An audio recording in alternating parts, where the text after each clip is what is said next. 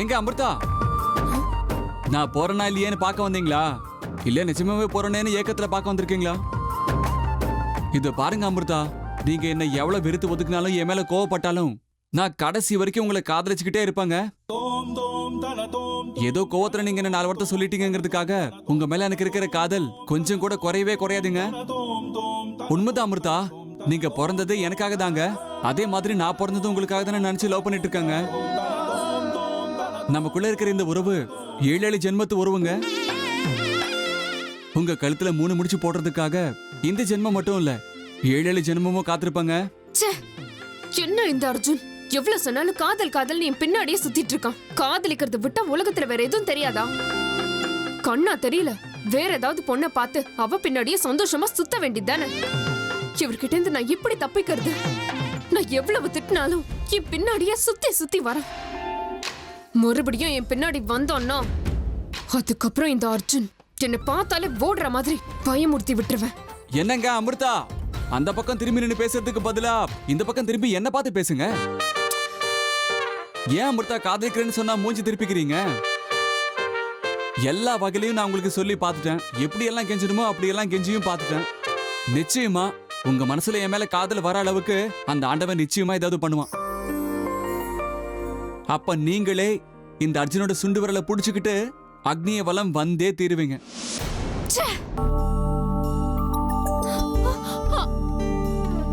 என்னை சாய்த்தாளே, உயிர் தேய்த்தாளே, இனி வாழ்வேனோ இனிதாக தடுமாறாமல் தரை மோதாமல் இனி வீழ்வேனோ முழுதாக இதழோரத்தில் நகை பூத்தாளே, என் பாவங்கள் தீர்த்தே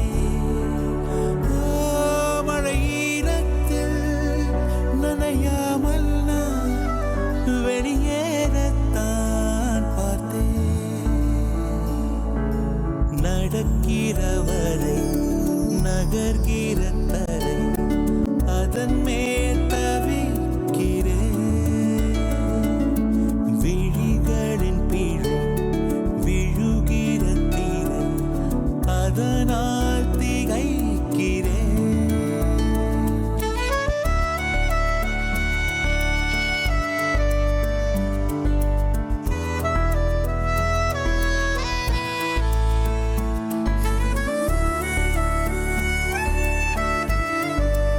வந்துட்டீங்களா? உங்க கண்ணு முன்னாடி நான் நிக்கிறேன். என்னை பார்த்தா உங்களுக்கு கெட்டவ மாதிரி தெரியுதா? நான் இவ்வளவு தூரம் போராடியும் என் மேல கருணையே வரல செல்லம். 7 கழுது வயசாச்சு, என்னடா இவன் நம்மள செல்லன்னு கூப்பிடுறான்னு பாக்குறீங்களா? உண்மையா காதலிக்கிறவங்க அவங்க காதலிக்கிற பொண்ணையோ பையனையோ இப்படிதாங்க செல்லம் தங்கம் பட்டுன்னு கூப்பிடுவாங்க.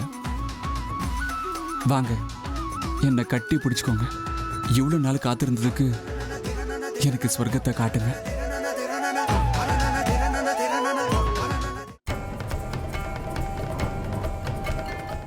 என்னானாலும் சரி, இனிமே அவனை நான் விட போறதில்ல. முதல்ல அந்த அர்ஜுனோட ஜாதகத்தை எடுக்கிறேன். அது கூடவே அமிர்தாவோட முகத்திரையும் கிழிக்கிறேன். திருட்டு பசங்க இவங்க 2 பேரையும் வீட்டை விட்டு துரத்துனாதான் எனக்கு நிம்மதியும் கிடைக்கும், இந்த மொத்த சொத்துக்கும் வாரிசாக முடியும். ச்சே, என்ன இது? அந்த சர்டிபிகேட் இருக்கிற ஃபைலை காணுமே.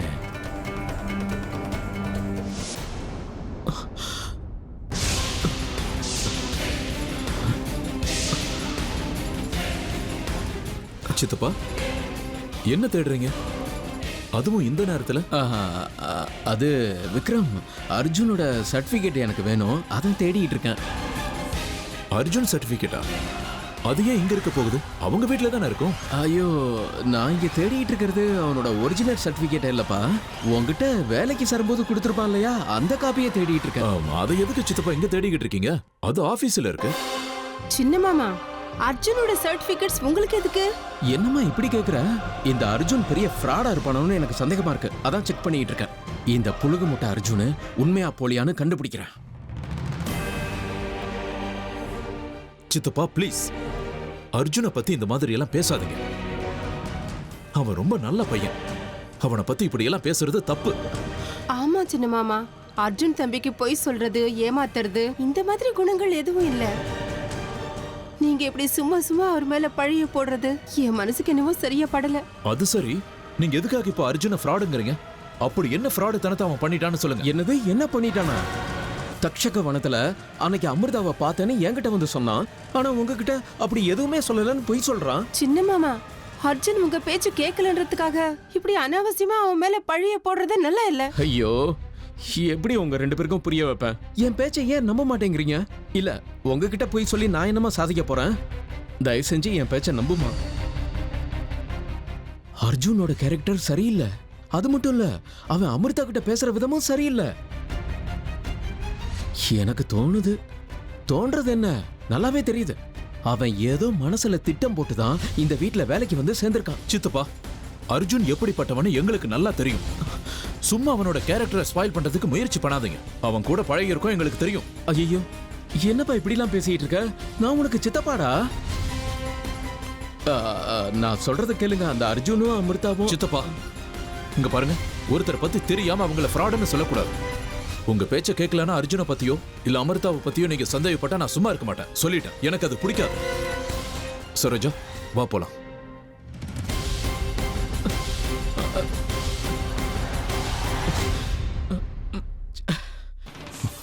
பாபா, ஏன் இப்படி பண்ணீங்க? எதுக்காக என்னை இப்ப கல்லாக்குனீங்க? என் மேல கருணை காட்டுங்க பாபா. உங்க காலில் விழுந்து கேட்டுக்கிறேன், என்ன பழைய மாதிரி ஆக்கிடுங்க பாபா. என்னை கைவிட்டுறாதீங்க பாபா. நீங்க சொன்னதை எல்லாத்தையும் செஞ்சிருக்கேன், உங்களுக்கு சிஷ்யனா இருந்திருக்கேன். என்னையே நீங்க இப்படி சிலையாக்குறது நியாயமா பாபா? பாபா, என்னை பழைய மாதிரி மாத்துங்க பாபா. என்னை இதுல இருந்து தயவு செஞ்சு விடுதலை பண்ணுங்க பாபா. கெஞ்சி கேட்டுக்கிறேன் பாபா.